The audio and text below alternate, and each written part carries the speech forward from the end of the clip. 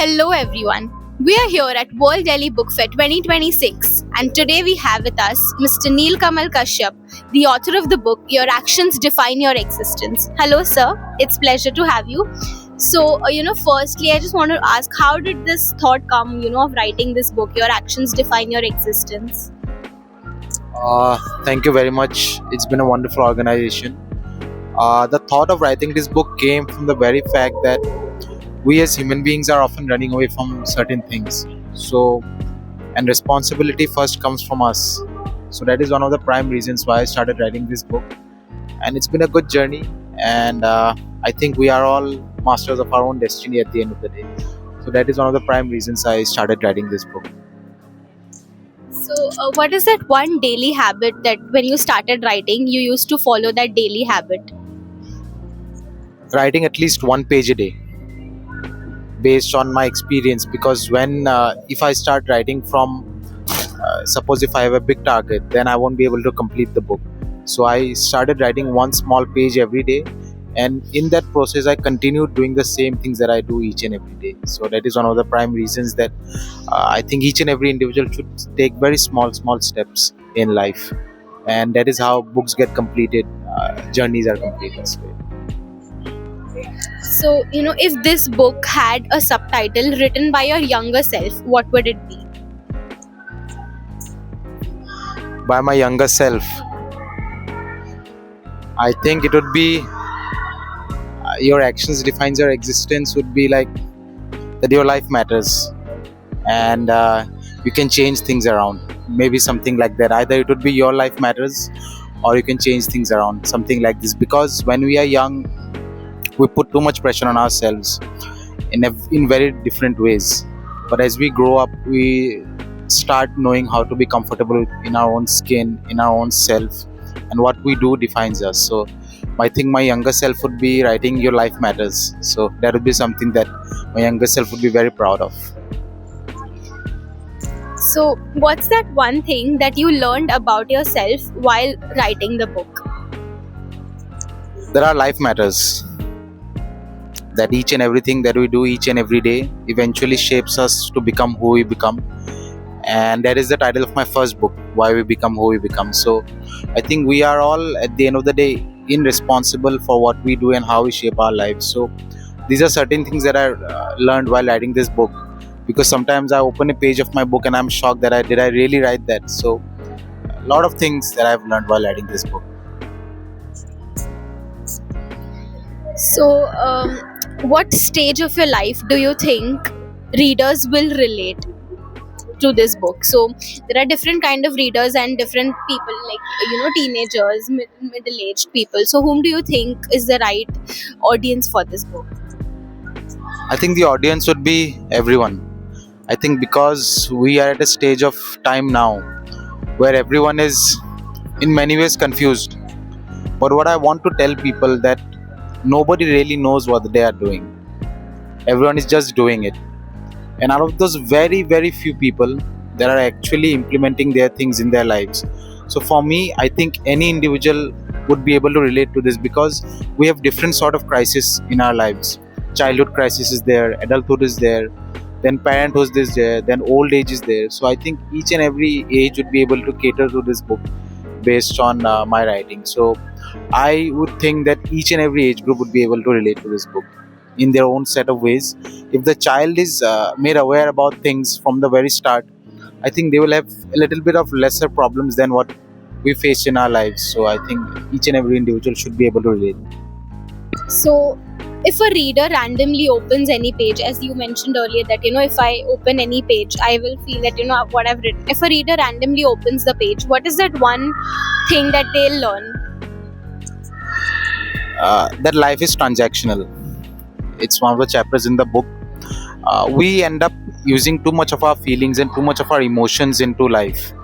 But if we really simplify things in life, we'll understand that everything in this life is transactional. Love, money, our resources, how we shape our day-to-day activities, everything is transactional. For instance, if I'm trying to wake up early, I'm transacting with trying to do something good in my life. If I'm waking up late or if I'm not doing certain things, that will have a different sort of transaction. So Even our people that we know, they have different sort of transactions. So life is transactional, and it's not meant to be said in a very bad way or negative way, but if we look at life in a transactional way, we'll realize that everyone is simply trying to do their best in life. And the reason we have end up having more pain in our lives is because we end up expecting too much from people. We think that everyone is thinking about us, we think that everyone should be bothered by us, but the point of the matter is people are simply trying to do their best. So once you portray that thing in your life, you will realize that you just have to do things. Feelings, it's important, but when you put too much of it in implementing a work, then it won't matter. For instance, when I was writing this book, if I was writing based on how I was feeling that day, I would not have completed the book. Because sometimes the bosses, they will scold us, the parents, they will scold us, our partners will be angry with us. Irrespective of that, let's put down something each and every day. So I think that is one of the prime reasons. Life is transactional. You have to look at it in a very positive way. So we come to our next section, which is finish it in one word. So your actions define your existence because Because it is our actions that shape our day-to-day life. So I would say your actions define your existence, because what you do each and every day will inevitably be shaped with the way you are. most people stay stuck because Change is difficult. Change is unsettling. We are so used to in our own day-to-day lives that we don't want to change things. But the real things that we really want in our lives, it happens only after change. validation becomes harmful When you put too much expectation into people without understanding what they are really going through. So each and everyone is going through something, and we end up seeking validation, that why this person is not reciprocating this way, why this person is not doing this thing. But everybody has their own lives, own worries. So that is how validation becomes very harmful. the hardest truth people avoid is There are a lot of truths, but the hardest truth that people avoid is that life inevitably does not really matter in the end, but you have to make it matter. Because if we really look deep into life, none of these things would really make sense. But for ourselves, we have to make some sense out of this short mortal existence that we have.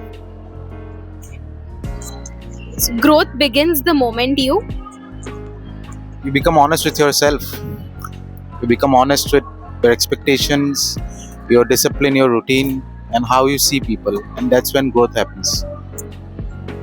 self-prioritizing is important because Because who else is there when the lights are off at night, when you are sleeping? There's nobody else. So at that time, you end up realizing what you could have done. It's not, you don't have to ignore everybody, but you have to start concentrating on what you can do. Because once you start concentrating on what you can do, everything else becomes much more simpler and easier. so our next section is this or that. So writing when inspired or writing when disciplined. I would say both. To be inspired, you have to be disciplined. Only when you are disciplined can you get inspired. So I would say both. Reflective writing or analytical writing. I'm much of an reflective writer, because I don't put way too many examples. In my third book, I've put many real life examples, but at the end of the day, I reflect on the things that have happened and try to make sense out of it. So that's, I would say, reflective writer. Working on one chapter at a time or jumping around to other chapters. I would say working on one chapter at a time. But suppose if I have an idea, I'll put it down somewhere else, so that when this chapter is completed, then I'll start that chapter. So I'll note it down, the chapters that are coming in my mind, but I would suggest working on one chapter at a time.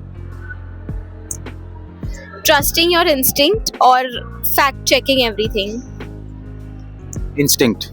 I'm an instinct guy, because fact checking I do, but I'm not a very, how would I say, as you said, analytics and all these things. I trust my instincts a lot. You have to trust your gut, and you have to trust what you are writing, and you have to believe in what you are writing. Only then something will come out of it. Nice. So, if you could choose one quote from your book to put on a billboard, what would that be? One quote. I think the name of the book is something that I would suggest: your actions define your existence, because inevitably, what I've been saying, what we do each and every day matters. And so I would suggest the name of the book itself as a billboard quote, because through that name of the book, I've been able to garner a lot of positive response from people. So that is how I would suggest the quote. So, as we come to the last part, concluding it with one question that, did writing this book force you to confront a truth or personal belief you had been avoiding for a while? Absolutely. We all avoid things and it's painful, but once we accept those things, things become much more easier. And one of the truths that I realized while writing this book is how I perceive myself will in the meantime shape me.